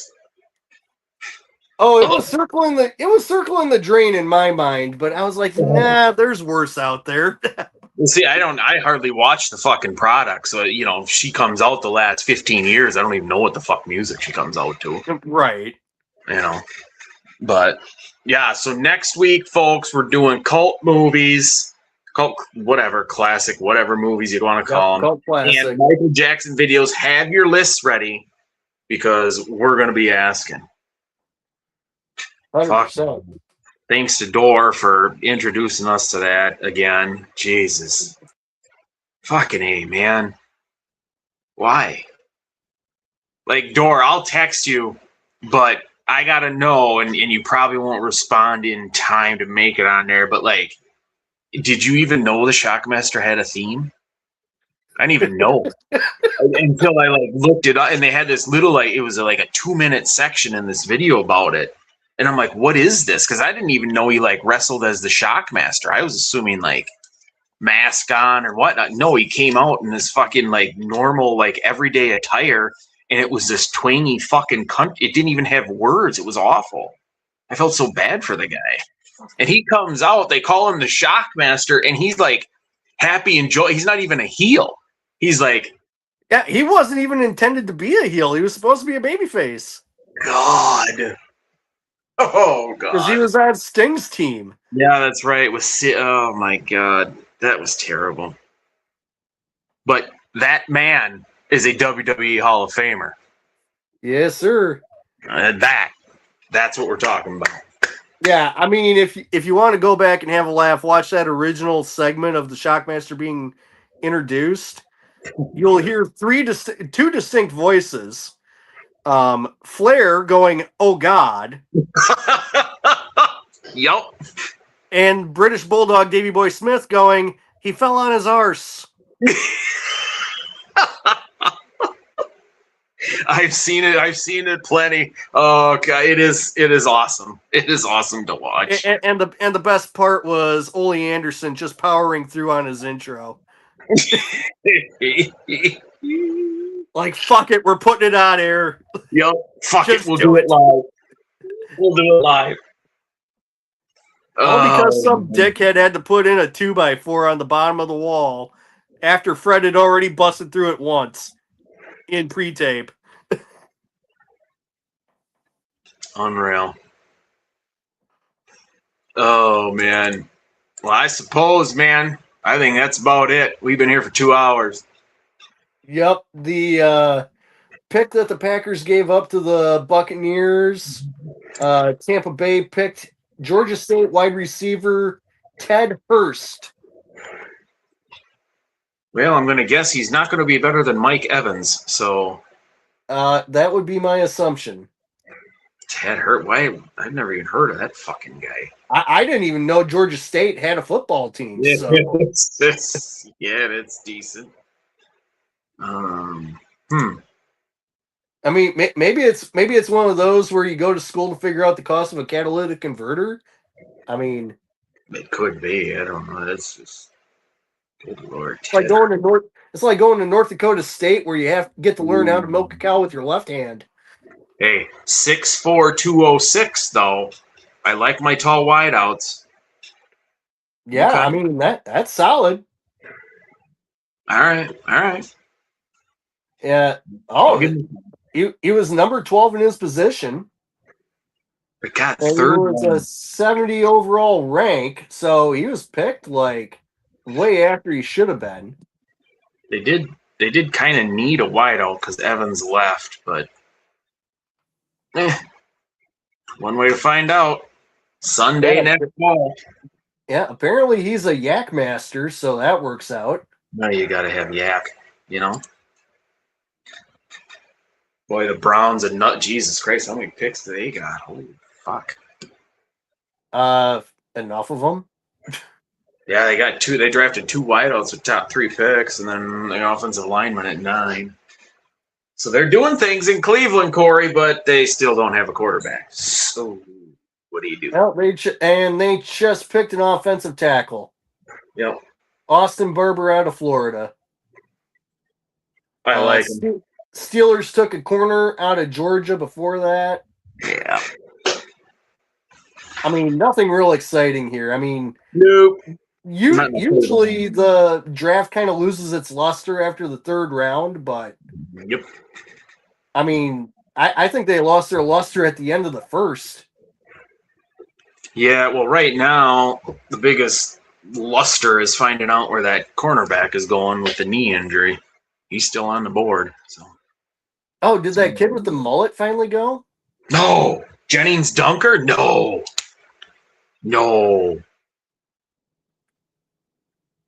Nope, not yet. No. I mean, once we get to the Patriots pick, like, let's go. Let's get him. Let's get him. He is our guy. I mean, and he's from fucking Iowa, and he's an offensive lineman. They all work out except Robert Gallery. They all work out. This is true. Yeah, I mean, if we can get him to introduce himself like Brian Bulaga used to, I'm all in. Brian Bulaga, Iowa. Or Jared Allen. Right. I mean, that guy's intro's legendary. All right. Good old Jared Allen. Close it up. We're out of here. All right, folks. We're coming back next week, 7:30 this coming Friday. All kinds of previews, all kinds of other shit going on. Join us. It'll be fun. I might puke again. So come and see that. Will my next soda rank lower than the ranch? Remains to be seen. Will the combo be bad enough to be like outranking the Mulkeys in terms of bad tag teams? I don't know. But we're going to go for it. In the meantime, in between time, peace, love, and hugs. We love most of you. I'd say about 55% of you, statistically speaking. All right. Let's go. Doses.